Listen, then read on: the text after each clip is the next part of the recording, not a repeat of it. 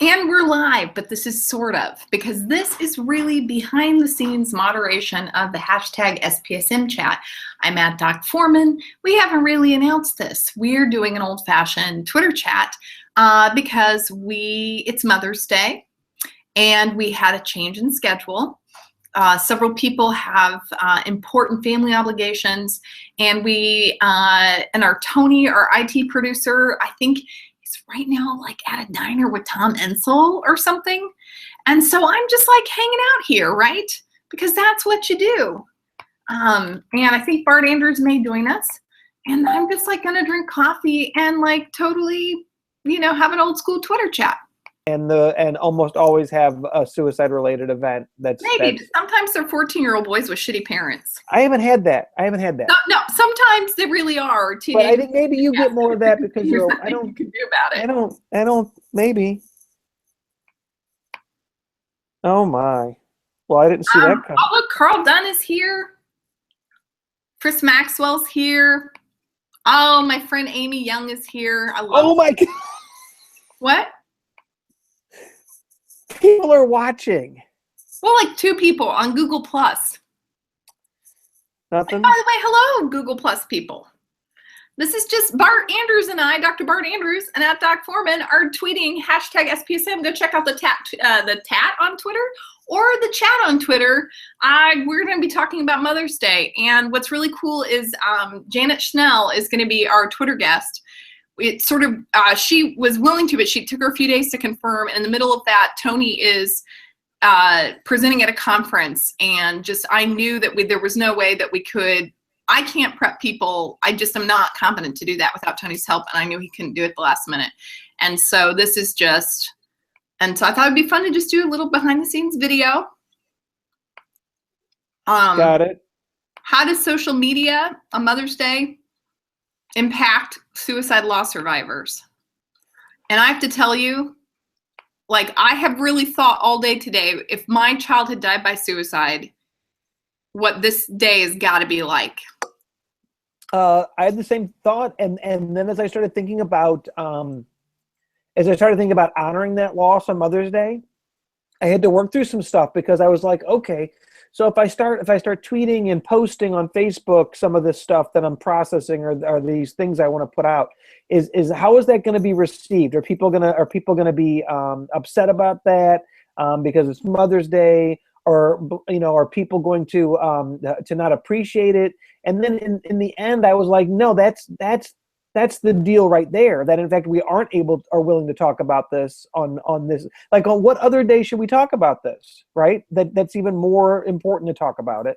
And I thought about what it must be like for moms who've lost a child to suicide, and also for kids who lost a mom to suicide. Right, which is the other end of this that I wasn't even thinking about at first. And then so I kind of rolled with that and then played around with some things and came up with some things I thought I was pleased with. And I think the response has been overwhelmingly positive. I'm glad that I did it, and I saw other folks posting on Facebook, about their experience being a survivor. And I was like, I think the world's changing, April, to be quite honest. I think social media has a lot to do with that. Where else could you take that kind of a risk and get that kind of support? You wouldn't be able to do that, right? I mean, to do that face-to-face with people that, right? I think that'd be much harder. I think social media creates this layer of, there's risk involved, but I think you're more likely, in the circles that we're in, I think you're more likely to get validation and love when you disclose and you're open. So I that was my experience. So I hope, like in the interest of like full disclosure, I know we don't have a lot of videos, and I don't talk about this all the time, but I had a lot of miscarriages before I had my 2 children. And one that was very we were into the 2nd trimester, and oh God. Yeah, and it was a bad experience, and I don't talk about it. Mm-hmm. The word I use is it was a gruesome experience, and it's not one that you ever forget. Yeah. And honestly, yeah. It's been 15 years, 16 years. It's been 16 years. And it happened on Easter, like the night like the night of Easter, like not the night before, but the night of, and sort of so I remember it, and honestly, I think about it pretty often, even 16 years later. And it's not like I don't think about it on Easter, and it's not like I don't think about it on Mother's Day, and it's not like I don't think about it on the projected delivery date, the due date. And I mean, I pretty much always think about it. I think I'm so happy, 16 years in the future, that I had all these wonderful life experiences that have made that much more livable. In the immediate years following, it was very painful. And every once in a while, I mean, even still 16 years later, I have intense urges to weep, just intense painful grief, or very painful dreams. And I handle them like fine. It's just like, if you're lucky and you live a good life, sometimes very bad things happen to you. So I wonder, like, it's not the same. And it's not the same.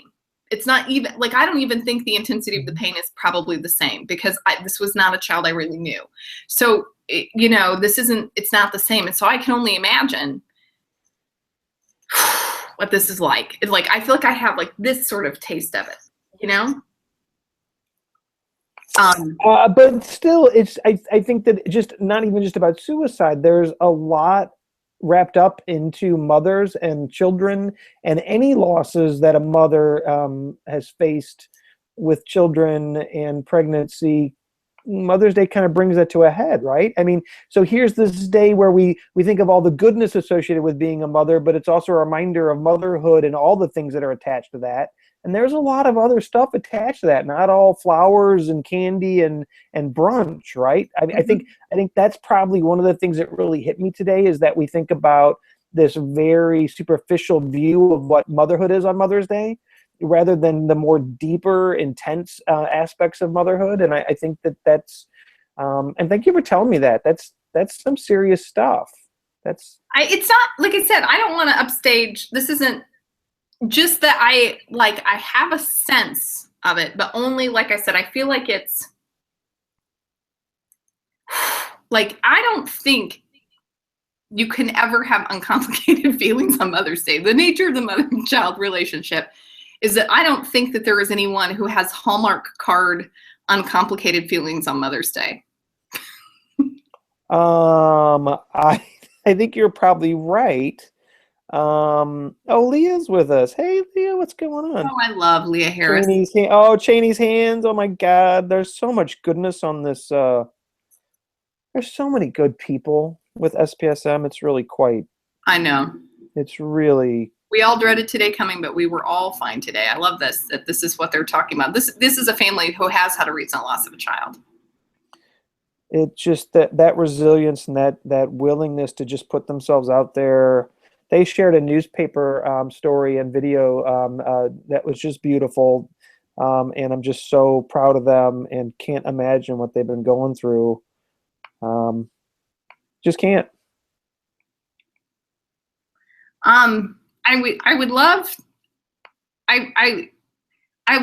to have a better idea. I would love for it to be talked about enough. Like, I know what it's like to survive a cancer death, because I've lost two of my cousins in midlife, in really young life to cancer. And so, so they've left behind a young widow or young school-aged children and older parents. And so I've watched my extended family grieve about that and listened to how people talk. And because we all knew that they had cancer. I have a cousin that, particularly as a result of this, she participates in a ton of Relay for Life, and she buys, she donates money for those memorial lanterns and things like that. And there's these wonderful rituals around grieving the death of a family member related to cancer. Like, however you feel about Susan J. Komen, B. Komen, that's Susan B. Anthony. I get the Susans all mixed up. Yeah. Is there controversy around? Is there controversy around her or something? Not just about raising money, just about organizations that raise money for research. That they also, they have to employ staff, so they have to behave in ways that not everybody is thrilled about when it comes to raising money. But I will say that what they provided is a common language for about surviving cancer, and that if you survive someone's cancer death, rituals and things that you can do that everyone knows how to react to, so that when my cousin runs a race, we know to donate money, or we know to be excited and like the pictures of the memorial lanterns that she decorates.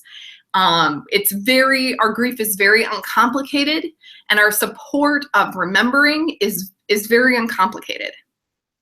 And I just, I wish that for people who survived a suicide death, It's so much more complicated, right?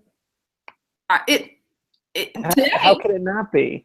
I think that nobody ever even thinks twice. Nobody blames anybody who loses a child to cancer or a loved one to cancer, right? They probably used to. They maybe used to. I don't know. Did they? Yeah, they might say, oh, maybe you've smoked around them, or maybe you exposed them to something. Or maybe they weren't healthy enough. And maybe even they didn't have enough faith in God. I mean, things that I've heard in the past when I was younger, because I remember that my grandmother called it the C word. Yes, and I do remember. My grandmother would be mortified at what I call the C word these days. You maybe not. I mean, it's 2016. Maybe your grandma would be hip with it at this point. No. You don't think so? No. I'm more optimistic than that. But I don't think it was ever. I don't think it was ever like it is with suicide, right? There's an implicit, even there's conscious and explicit judgment, but some of it's just implicit. Our culture is so just the way people view substance use, depression, the level of the behavioral disorders, a term I absolutely hate. Behavioral health is another term I absolutely hate. I know you hate all the words. There's no word. Tell me a word you like. That's easy to say, and not 10 words that are hard and don't. Psychiatric conditions. People like that. Psychiatric conditions, because that implies that it's something that we're naming, that we're owning, and it's more about us labeling something than something that's specific to. Give me 5 minutes. I can find everybody to tell you that it's prejudice to say psychiatric conditions. I wish that people could decide on words that everyone was okay with, and they just can't. So you're always in sort of a bind. Well, let's switch it to psychiatric conditions and see how that goes. That's what I'm saying. Once the condition itself is destigmatized, you probably won't be a name people can't be comfortable with. But the truth is, because it's so stigmatized, no name ever fits. Oh, you're probably right. I'm not going to argue with you about that. I mean, you could. It would be fun. I have a feeling I would lose the argument, so I'm not going to. I don't think lose. I think I'd just keep talking. So you stopped. Yeah, it's a war of attrition. I mean, it's still a victory. I mean, right? Mm-hmm. Yeah. It's harder to tweet with having a one-to-one conversation, than when there's a guest on. Well, because there's no breaks. It's interesting because the back and forth between the two of us, it's interesting. There's a higher level demand there. I find that fascinating. I wasn't prepared for that. I think people don't understand how much we're paying attention to at once, and that one of the reasons to have two moderators, we never really do talk about our strategy, but one of the reasons to have two moderators is that we take turns, and that you get two different sets of expertise and ways of reacting, and also two different Twitter styles, mm-hmm. and back and forth, and so that there's this wonderful double coverage. It's I get it. Well, that was something I just didn't appreciate until just now. All of a sudden, I'm realizing one-to-one, the intentional demand is so much more intense, and it also feels much more awkward to break attention away to go tweet or look at the Twitter feed, because you're having this conversation with just one person. When there's two of you, that it's much easier, right? And there's this natural back and forth flow that's easier to maintain. So that's why I learned something tonight. What do you know? What do you know? Mm-hmm. So I was thinking about my mom today, because my mom, her baby brother, my Uncle Mike, suicided when I was 19. Wow, I didn't know that. Yeah, and so that man had just fought so many different challenges, and he was 29. So what's really interesting about that, I didn't realize this until right before I started publicly disclosing about my Mhm. own suicide attempt history. My suicide attempt was when I was 29. So 10 years, Fuck. 10 years, I know, 10 years later, which is really interesting. He died when he was 29. And I still, the day that she got the phone call, remember we had wall phones with cords, right? So there was a kitchen, if you had a phone in your kitchen, everybody had a phone in their kitchen. We don't even have a phone in our kitchen anymore. But Yeah. there was the phone in the kitchen. That was the main house phone, and had this Mom huge, could pick it up while cooking. yeah, you could do it while cooking, and it had this huge long those spiral cords, right? And I'll never forget when my mom got that phone call. I just heard the phone ring. I was in my own little world. I forget what I was doing. For some reason, I was upstairs, and I lived in the basement, so I'm not sure I was doing upstairs. But all of a sudden, she just lost it. I'm not even going to describe the reaction. She had this instantaneous reaction, and the phone dropped.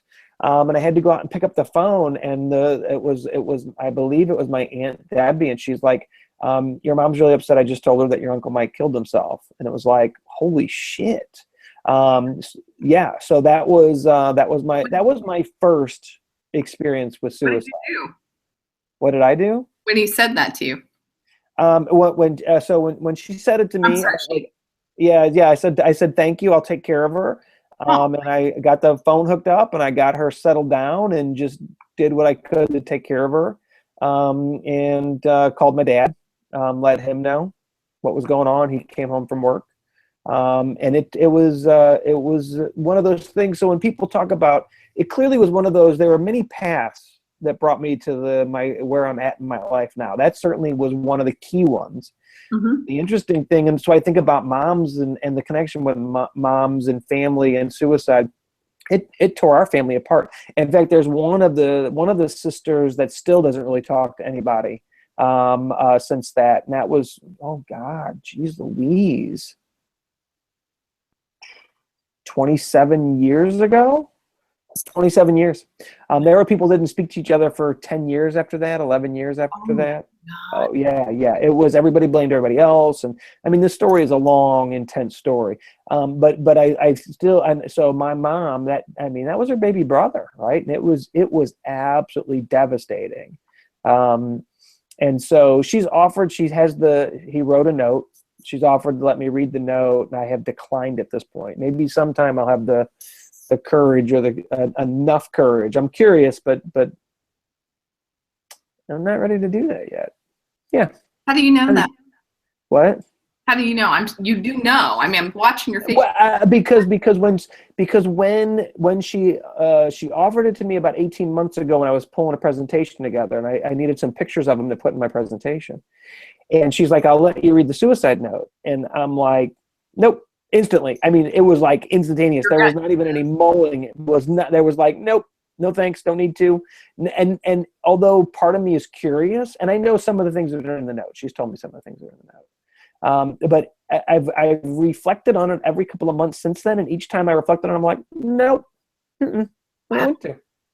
I have to tell you, I have like such a different reaction as a family member. And this is, I love my family, and I think I have like really decent family, actually, but it's not, I mean, people are just not perfect. All families have history. And so I know a lot of my family history because people sort of talk to me, and there's never been a time, even when it was very uncomfortable and things that I, am struck by, and they really stick, but is like, I feel like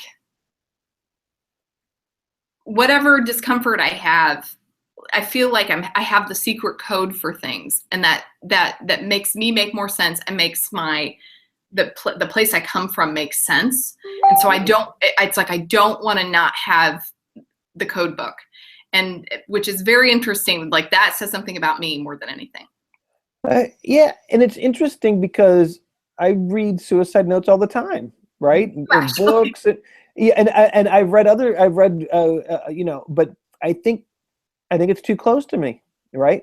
So to know how much pain he was in, and to hear and I think there's something about having my mom tell me what was in the note and talking about it I'm okay with, but reading it, I don't know, there's something there that I'll have to figure out what's going on there. Maybe I just need to do it. I'm not No, I believe me. This is the back and forth. This isn't, you're not prompting anything new. I mean, this is the back and forth. This is the back and forth I have all the time around the damn note. Is like, well, I really should read it. And I'm like, no. And you know, is my dad. So my dad, and that's why I'm so grateful. I'm so grateful of all of the learning and experience I've had in suicide prevention. Because after a trip, after doing a Living Works T for T one time, my dad and I were talking, and I was like, well, you know, we talked to, what do you do? He's like, what do you do all week? So I talked about it. We talked about suicide. And so he had been sitting for 30 years. My dad and my two uncles had to go and do the cleanup of the home. And can I tell you that now that I have talked with Kate Hardy, that's a biohazard and that is a covered. Yeah, you can't do that. I don't even know if you can do that anymore. I don't even know if they let you do that anymore. Oh, they'll let you do that. I know they will. They will. My dad, and he never told anybody this story before.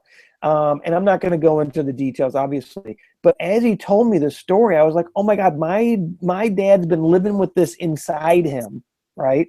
For flipping, it was 89. I think it'd been 26 years at that point, 25 years at that point. I was like, oh my. So here, I lived with my dad at that time. Here he was carrying this tremendous thing that I was in his life every day at that point and had no idea what this man was carrying as part of his response and being involved in that activity. And it was just incredible. And that he was finally able to talk about it and tell me about it was really quite incredible. What's going on in the thread? They're just talking about surviving. And reminding us that some of us on this day, like we were watching other mothers have lost, people that have lost people, and we're survivors of a suicide attempt. What I've noticed is that lost survivors and folks who've survived a suicide attempt do not always see things the same way. No, they don't. No. Well, there's competing demands, right? And competing like ego demands, like somebody. Well, it's really about. I mean ego in a psychological sense, like yeah. Yeah, well, and it's the lost survivors often come up from the perspective, we will do anything it takes to stop someone from killing themselves. The pain this caused was so incredible. How could you not be willing to do whatever it takes in terms of restraining somebody or restricting their civil liberties if it meant keeping them alive, right? Right. Which sometimes infuriates me, but at the same time, it's something I understand. I understand where that's coming from. I get it. I can't imagine what would I be like as a lost survivor. Might I feel the same way? I might possibly feel the same way. I'm going to take a pause to say that there's an unspoken bit of this that I want to say out loud, which was if we had at scale a really good way to not only help someone live, but ensure they had a life worth living and access to recovery that was reliably good, then it wouldn't be the same conflict. But one of the things that I feel like we don't say enough, which is that the system, while we know how to prevent a suicide and help a patient with a pretty good effectiveness rating have a life worth living, we can do it sort of on an N of 1. We can't reliably do it. And that we can't does mean that people are in really big binds. And we can't predict a suicide. We're on our way. But because the state of the science isn't where it needs to be, we've put people in these interesting emotional binds where we sort of tell people a fact about the world that isn't actually supported by scale. Anyway, sorry, go ahead. No, well, it's a challenge because I think you and I we agree on a lot of stuff. I think our views on civil and voluntary detention are a little bit different. Very different. I think civil and voluntary detention is where we do agree. Is I think even the need for civil and voluntary detention at all stems from the fact that we don't have a good supportive culture and treatment system. So I think that there are cultures that have very low suicide rates and don't do any civil and voluntary detention. So clearly, you don't need civil and voluntary detention to have suicide safer communities. It's not a requirement of suicide prevention. Mm-hmm. We have it. And I'm not sure there's any data that supports civil and voluntary detention actually saves lives. Are you familiar with any data that supports that? What I can tell you is that if I don't lock somebody up and somebody dies, my life gets really interesting. So nobody solved that problem. Nope, nobody's. So here's the real challenge we have, and I agree with you. So we well, I don't know. Okay, so I know I've been personally involved in events where someone is in the midst of an attempt, and there's no doubt that rescue saved their lives. No doubt about it, right? Because they had engaged in something that would have killed them without intervention. So that's an example of where it does. And I think that we know the data on the use of hospitals in preventing suicide is not supportive, and in fact may suggest that sending people to the hospital, particularly involuntarily, increases their long-term risk. Great, but where's the protection for clinicians who aren't DBT trained? Now, DBT provides some protection, right? DBT actually gives you a list. It gives you a list of things. It doesn't provide protection. It gives you a very structured thing to do. So I am actually on quite able to go pretty far out with a patient who's engaged in some amount of risk. Like they're at high risk for suicide, they're thinking about suicide, and as long as they are actively threatening themselves or others and are willing to do things for themselves, I will maintain them. And I will check on them frequently, and I have a setup where I'm allowed to do that. And my, the issue quite simply is that until you take away my options, my choices to sort of follow the law and to follow my, hospital policy, I'm happy to maintain you in an outpatient setting if you're willing. And I make that very much on the shoulders of the person who is most affected by this, is most skin in the game, which is the person who's experiencing the suicidal ideation. But not everyone will go out as far as me, quite honestly, in terms of being willing to let people seek help voluntarily and use a care plan. So here's a real challenge. So here we have a tool that is used every single day. I'm willing to bet hundreds of times a day. I don't have data, but I'm willing to bet the police are called hundreds of times a day, and that people are involuntarily taken to the hospital hundreds of times a day for mental health related concerns, and a bunch of those are suicide risk. We have absolutely no evidence that shows when's the best time to do that, what's the best way to do it, and what the outcome of these different approaches are. There's not one shred of evidence that says, hey, this is when you do this, and this is when you don't, and here's the outcomes when you do it this way or don't do it that way. Nothing. Squat. So right? So here's this tool that gets used hundreds of times a day, where there's absolutely no science behind it of any kind that says, yeah, this works. I wouldn't say absolutely no science behind it. It's based on other stuff. Like we have to sort of make our best guesses based on sort of what we know. But what I would say is that science is not fabulous, but there is not fabulous science in suicide prevention. Fabulous science has not been funded. So yeah, but there's circumstantial science that might support it, but there's not a single study that says, hey, when you call the police, this is the survival rate. When you don't call the police, this is the survival rate. There's nothing like that. Well, of course not. Nobody wants to do that research because there's all sorts of like IRB hangups and a bunch of other stuff. That kind of research would be incredibly hard to do and incredibly valuable.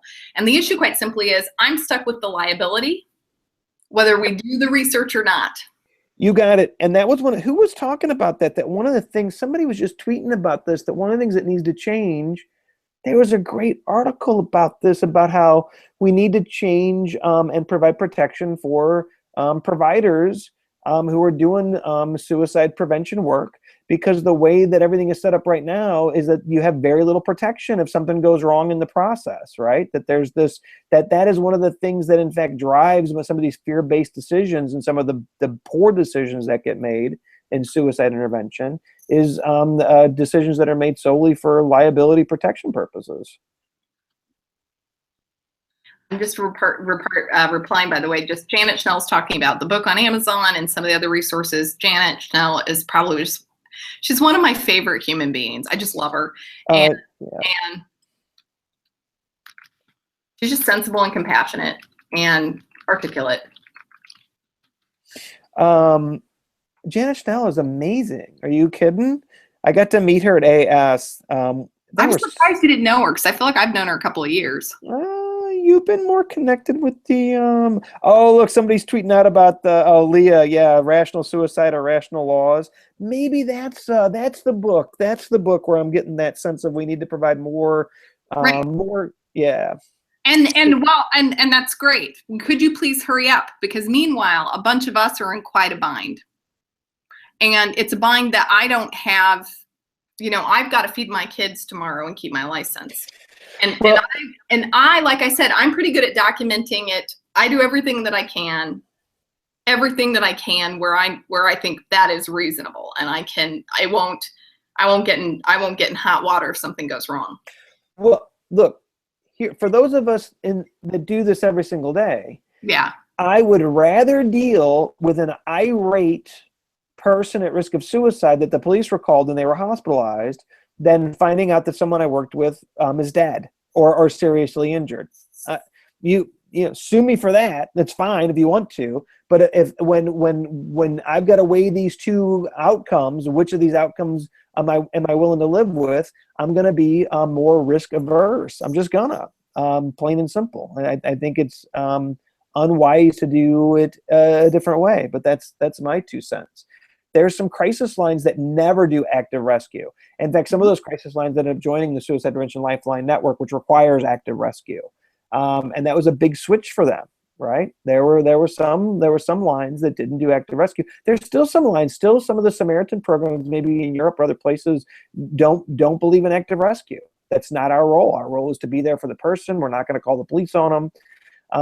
And I used to cringe about that, and I'm not so sure that's such a bad thing anymore. But SPSM should have skip sense and talk about what reduces liability. It's not what most systems assume. And like, I agree about that. Bill is a friend of Skip's, and so I only know Skip through the eyes of Bill, but I understand he's just a fabulous person. And I'm pretty aware of those things, by the way, because of Bill Schmitz, who is fabulous. And quite simply,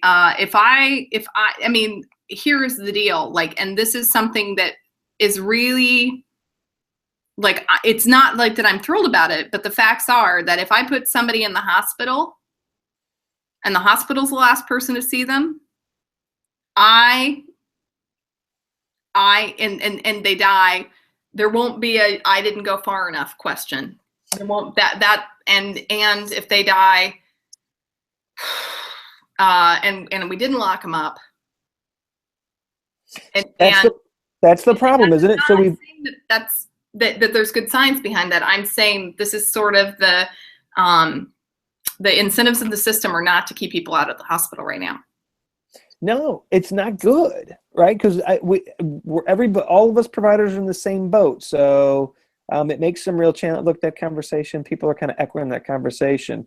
I love the idea of limited liability. And did you hear? Did you hear about that? God. Just real quick, Maxwell's posted a meme. Did you see this? I appreciate all that I have and no longer focus only on what has been lost. Let's take a look. Oh my God. That is, How do I get up there? Wow, you're way ahead of me. Holy crap. I'm just gonna. You're a machine for me. How are you? So much better sensibility for me than I'll ever have. That's if in the wake of a loss, there were people who took excellent care of me, and one of the things that they just said was that we understand that this is devastating and it's reasonable that you're devastated, and someone who had experienced the same loss just looked after me for a year. She just checked on me. And it was awesome. She just did. She just was kind and consistent, not just there was just remembered on special times and had this happen to her and was just like, there's 20 years down the road that's going to happen to you and your life is irrevocably different. And there are going to be some things that will come out of that you will value, and you would prefer to get those qualities another way, but you didn't get the choice about what's happened to you. You do get the choice about what you're going to be in 20 years. That's good advice. Oh, she was great to me. That's amazing. Um, And I that's do not, Schmitz, fuck you. I do not have a U chart. Yeah, Bill Schmitz, Dr. Bill Schmitz is a wealth of knowledge. As we learned just earlier in another exchange, it's like just boom, boom, boom, boom. Like the information is just popping off that head of his. Okay, if Maxwell's sharing his memes, I'm going to share my memes. I'm feeling left out. Like, take a minute. I'm just going to talk about what hospitals are not always the safe places we assume. Lee, I can't agree with you more. It's certainly not my preference.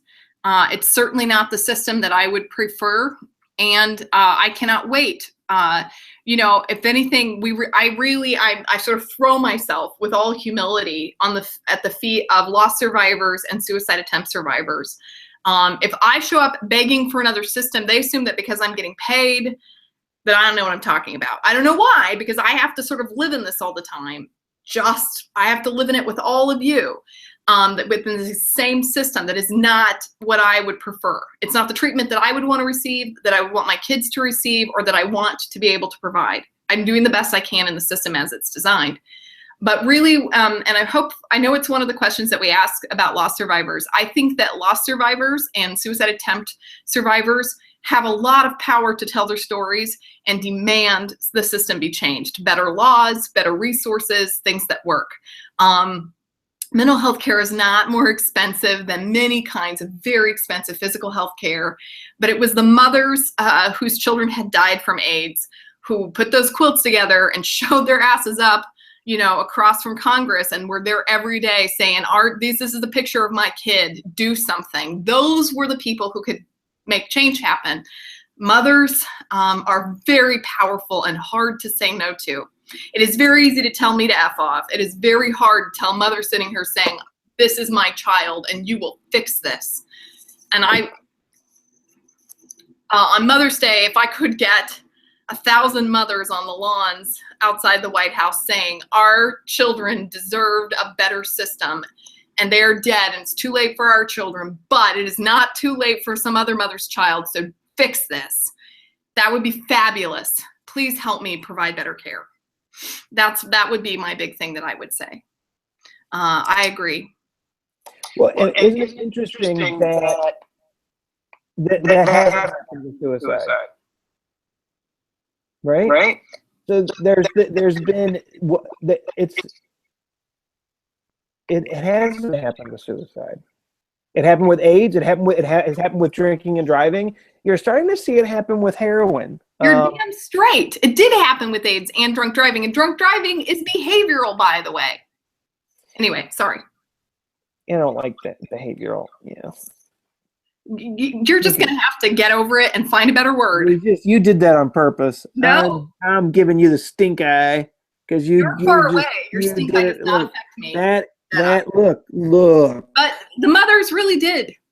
They did. Look, and so notice that with the level of prejudice and discrimination around suicide, that hasn't happened, right? Even with HIV and AIDS, there was a huge recognition that this was nothing that my loved one did. It happened to them, right?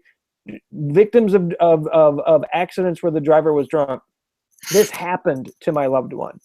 Only now in 2016 are we starting to see that trauma-informed care approach to suicide, that this is something that happened to my loved one. And I think this gets at the root of one of the things that we see with Mother's Day and loss, is that although in certain circles, none of us that are in the know blame people who have died of suicide for the suicide. Now, do remember that when HIV was the beginning of the AIDS scare in the 80s, we did blame people for being we did, but that changed very quickly, right? It actually took quite a few years. We were just how many?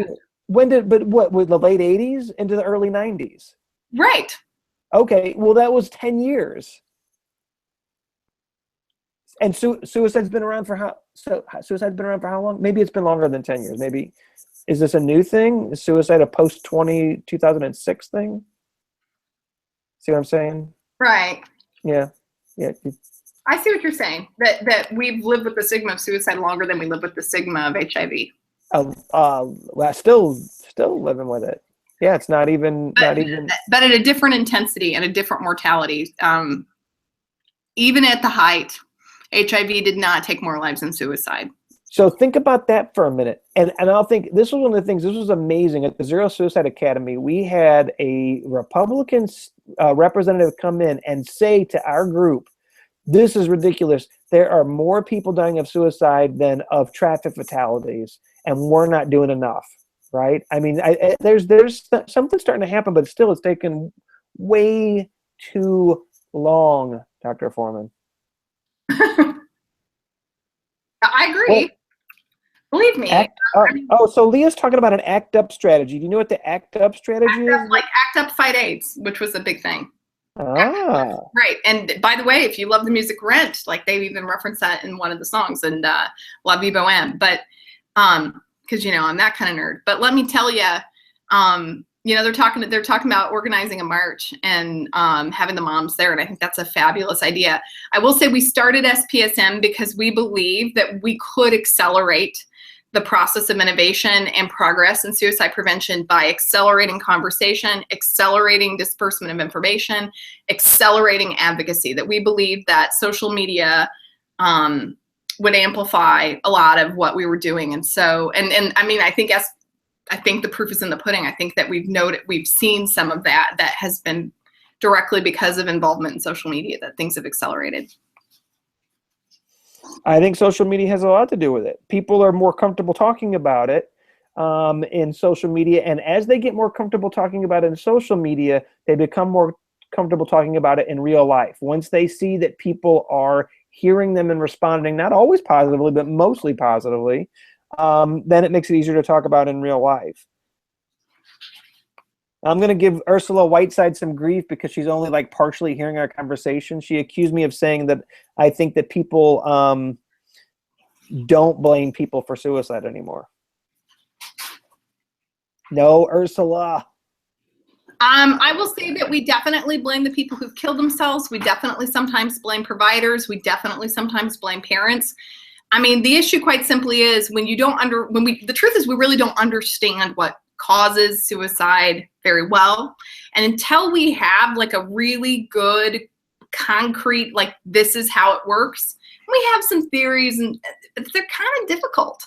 And we haven't been able to test them the same way. And so until then, that first question is why and what do you do about it? That first is to say it was that is what caused it. And in fact, the evidence is that we don't know that.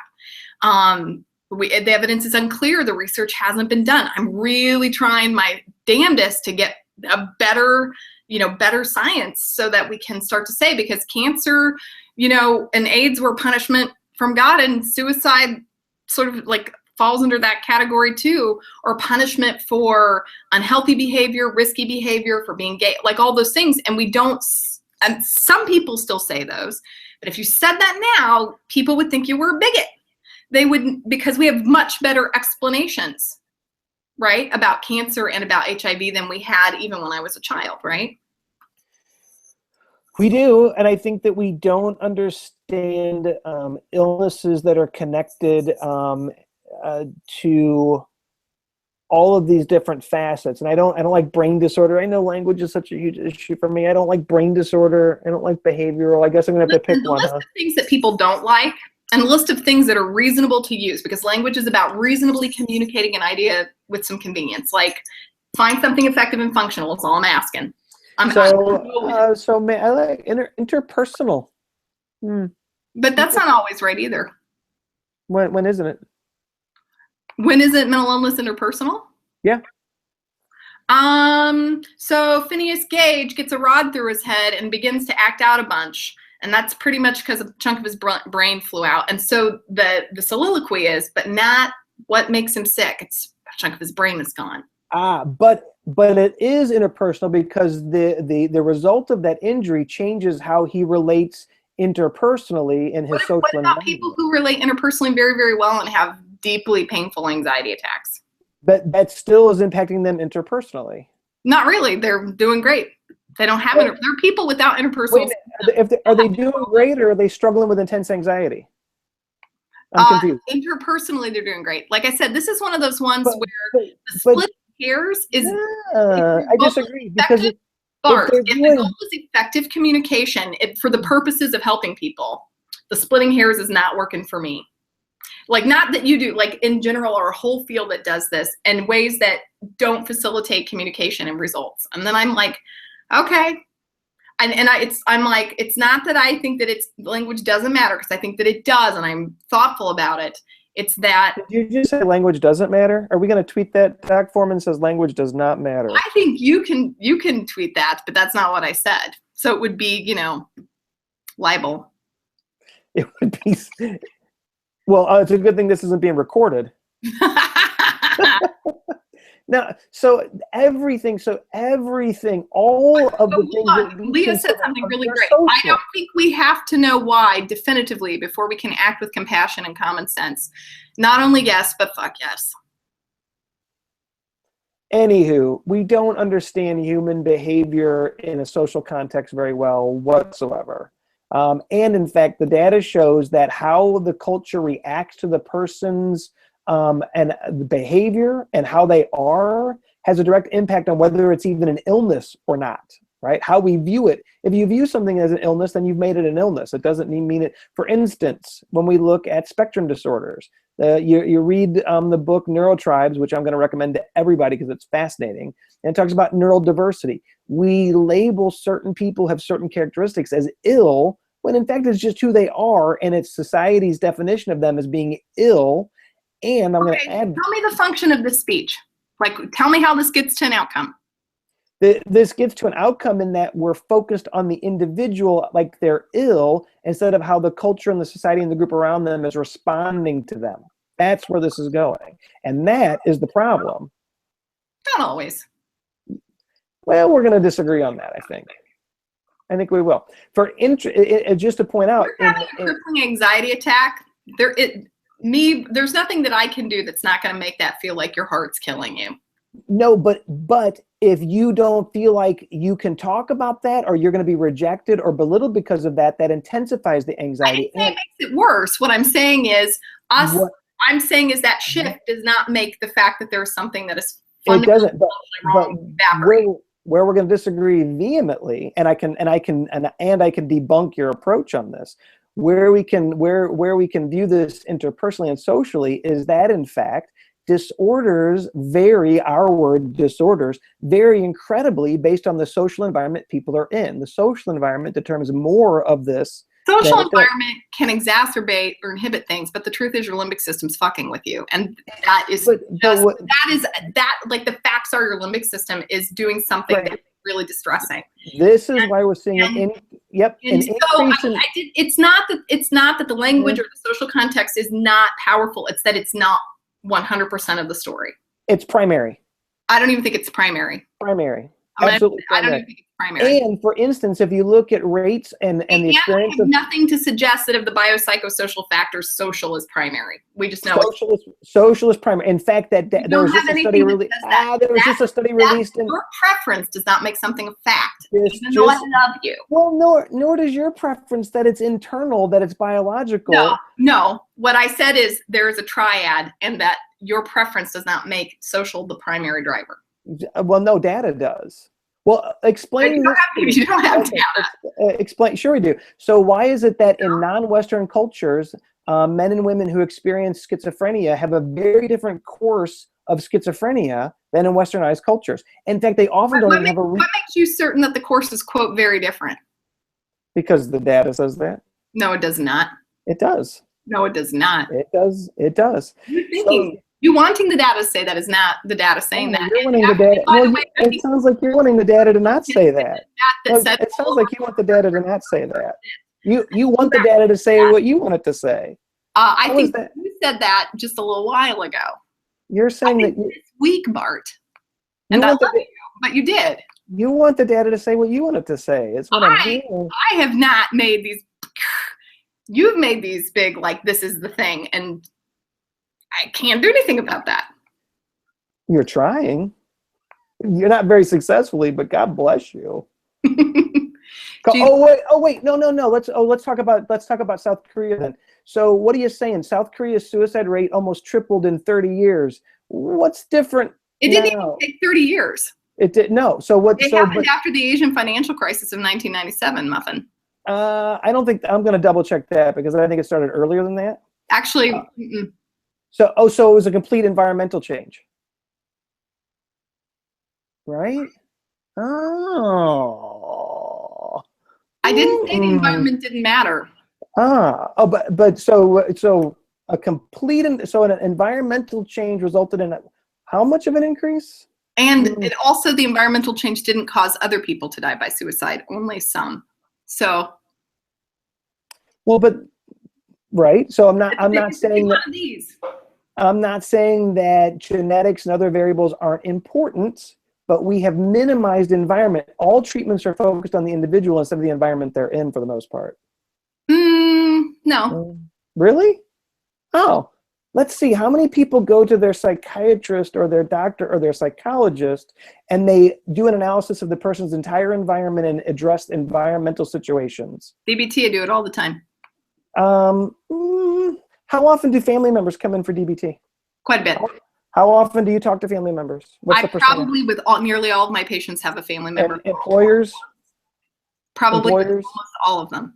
So you're talking to every single client, you're talking to employers, family, and they're generally speaking, by the time they've made it to me, probably half their community. Because if I didn't invite them, the patient invites them, or the community involves themselves usually. Yep. So thank you, you've proven my point. So like, for example, every patient that I saw, I didn't say it was primary, I just said it was important and that I value it. And I can't say that it's primary. Like with my level of engagement, I still can't agree with you. No, but sometimes we're slow learners. It'll take. I know, Bart, but that's okay. I still love you. It'll take time. It'll take time. Right? It's all right. Shh. Yeah, it'll take time for you, I think. But I think if you keep reading, it could happen. I have hope. Hold on a I second. do. As a worker in a lab that is focused on biopsychosocial predictors of suicide, pretty sure hearing this discussion is my favorite. No, mommy and daddy are fighting. What? Other than forming, fabricating evidence to fit her theories. That is very Freudian. Number two, that's right, we are, dear, and it will be okay. Why can't we fight? I don't know, but I like disagreement and debate, but everybody who knows me knows that. And you don't like to lose. Oh my God. Holy It's because I'm right a lot. Oh, I can't help it. But you need to read more Brene Brown because your desire to be right, I think, is rooted in something else altogether. If I was not confident about the things that I believed, I would believe something else. That may be part of the problem. I don't know that I feel it's a problem, Bart. Yeah. You feeling that it's a problem sounds like your problem. Lack of insight is the first challenge we've got to break through here.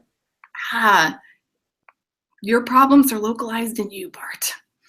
Well, Cheney's Hands agrees with me. Yes! Well, that ends that. Someone needs a lot of external validation. For those of you who are watching, please validate Bart. He really needs it tonight. I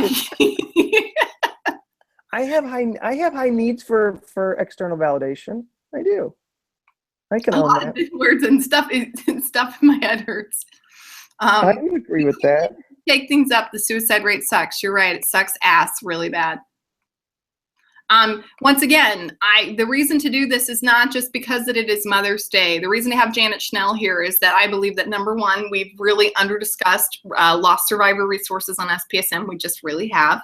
And number two, I really believe that lost survivor advocacy will lead to resources and policy changes much more than clinician advocacy or crisis staff advocacy, and it is as important as suicide attempt survivor advocacy. I feel like attempt survivors and lost survivors are better positioned. First of all, they're more likely to use social media than clinicians who are gonna be slow to the game, and they're more likely to use it well, and they're more likely to use it to get things that the system needs to do a better job, quite honestly. And I don't know of any other way to do that. I mean, that's why we did ourdatahelps.org, and I know that I'm mentioning that now because probably they'll be able to provide the policy change.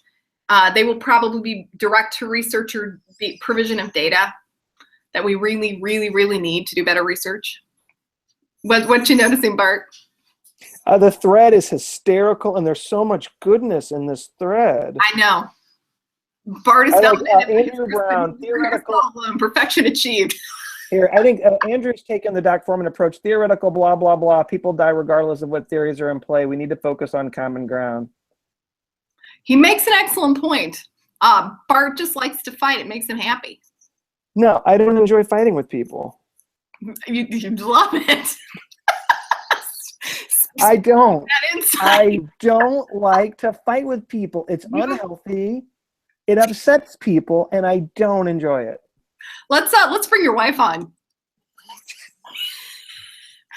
Everyone, Bart's wife's on Twitter. Quote that and tag her. What's her Twitter handle? Nope, not gonna do it.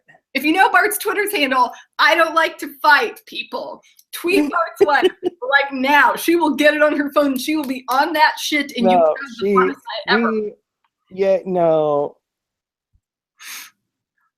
No, I don't. I'm conflict avoidant. I want to say something about ourdatahelps.org. I want to let everybody know that we understood very early on that we needed lost survivors. Like that was when Chris Maxwell and Tony and I first started talking about this idea, I said the lost survivors would want this data to be had and would want this research to happen, and they're the ones that could make this happen. The bureaucracy was not solving the problem of getting access to data and funding and approving studies that would change the world. And Janet Schnell was a big consultant on ourdatahelps.org because we wanted to make sure that because this is what we knew that lost survivors and suicide attempt survivors were going to do that. And she really played a big part in the development of the language about that. And in will this work? Janet Schnell's role as loss division chair, I just can't emphasize enough, is so powerful. And her consultation on this is what I think has made us be able to sort of connect this project with the hearts of the people who are living with the consequences of not doing it. I agree, and I think one of the things at AAS that was so powerful, I thought the Survivor, the Survivor morning and that day, the last day, Saturday, was incredibly powerful. There were so many, Sheila Hamilton, when she talked about her experience, I thought there was a really good space, and I think as I think about this, I look at the thread, I'm hopeful and I'm optimistic because people are talking a lot more than they used to. I think there's a tremendous increase in the amount of acceptance and discussion around suicide and about survivors feeling safe coming forward, talking about what they've been through. And I think the blame and judgment are dropping. Has it gone down far enough? Dear God, no, it has not, as evidenced by a conversation I had earlier today on Twitter. But it's changing, and I think that's good, and I think it's changing in the right direction. So, and I love this engagement that we had. I just wish you weren't so argumentative. It probably would have been a little more pleasant. I'm sure you probably wish I wasn't.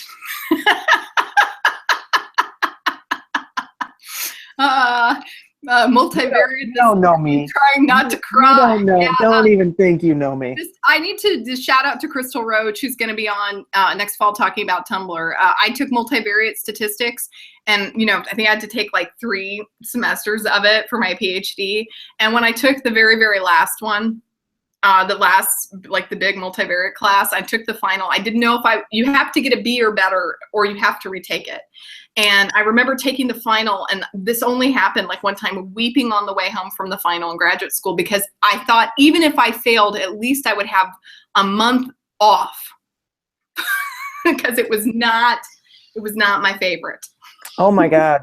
When I was in graduate school, a B was for bad. That was unacceptable. A B was unacceptable. Except for the part where one of my really good friends in graduate school said, April, what do they call the person who graduates with the worst grades in their PhD program? And I said, I don't know. And he said, you call him doctor. And I said, fuck. Isn't that the truth? And I was petrified. I'll never forget, I only got 1 B on a test in graduate school, and we had been out partying at the Smashing Pumpkins concert until 4 a.m. We rolled into, it was projectives. Rolled into projectives, and I got a B- on my projectives midterm. devastated. Really? Devastated. Speaking of a perfectionist. Really? Yeah. Damn. Yeah, because I don't get lower than what? Wow. No. So that was bad. I remember being in the faculty members. How am I going to get an A? What do I need to do? I want to just, as we're at the last minutes, Marcia Epstein, she says, we're not just like suicide attempt survivors or suicide loss survivors or professionals. Many of us are like serving that multiple role. I could be a loss survivor, an attempt survivor, and a clinician. Some of us could be all of those things at once, and there's several of us in that position. I think, Bart, you're one of the folks who's very open about being in all of those positions. Yeah, and a shout out to Marcia. By the way, Marcia got a major shout out from Jerry Reed. I got to spend some quality time with Jerry Reed in DC last week. And Marcia Epstein, you are amazing, and people adore you. Please don't forget that. And Leah Harris sending love. And for those of you still watching, you need to go to SPSM Unpacked. I will be doing the follow-up with the statistics and the curation, and but Chris Maxwell and Amelia Atos 84 have put together a wonderful after show. It's a great chance for you to really talk about, like, process what's happened, because we cover, I mean, honestly, this weekly chat covers so much effing ground every week. You know, we were going to talk about Mother's Day and social media, and then we talked about everything else. So I think they should change the name. I think they should change the name of SPSM Unpacked to Packed at the Back End SPSM. I'm sure you do think that, Bart. It's catchy. Is this being recorded? Yep. So I'm going to go ahead. I'm going to stop the broadcast. So glad that everyone stopped in. We were just hanging while we were tweeting back. It is amazing to see your tweets. It's very different when we have someone like Jana who's really providing a lot of content expertise while we're getting just to read and do this. For you loss survivors today, I'm glad that you were here today because I have tremendous respect for what it means to be gracious on a day like today, and then to say that after all of the loss that you've endured, we also think that you're going to have to pick up the baton and help us get what we need to to eliminate suicide. I know that that is not a small mantle that we're saying you're wearing, and I just I'm very glad to know you and to work with you. And Janet Schnell, I'll face kiss you any day, and then sadly I'll lick you too, and everyone knows that. Bart, any final words? That's pretty hard to follow. Listen to what April said. Thank you all for being here. It was a great show as my light system starts to fail on me. I think this is a day that was really powerful for me in a lot of different ways. And I think that, April, you got this conversation started. I had some doubts about doing a Mother's Day show. What are we going to do with the Mother's Day show? And it made me kind of thought of it at the same time of how we wanted it. Yeah, but you kind of helped pull together, and it really changed what Mother's Day was like for me. And I think one of the things that I think is so cool about SPSM is it's not just about this show. We've created a community, and it's a community that influences me at so many levels of my life, right? Because in the end, as we were talking about moms, and we were talking about survivors, and we were talking about suicide, and I'll say this again and again, the reason I'm interested in suicide so much is not about death. I think it's what it tells us about life that's so absolutely incredibly powerful to me. And then I think that one of the things that's happening for me is as I learn more about suicide, what I'm learning more about is what's powerful and important in life. And those are the things that we need to be attending to. And so I'm signing off with do whatever you can today to help make your life and someone else's life worth living. And I'm going to call it a day on that. Absolutely. Have fun at Unpacked.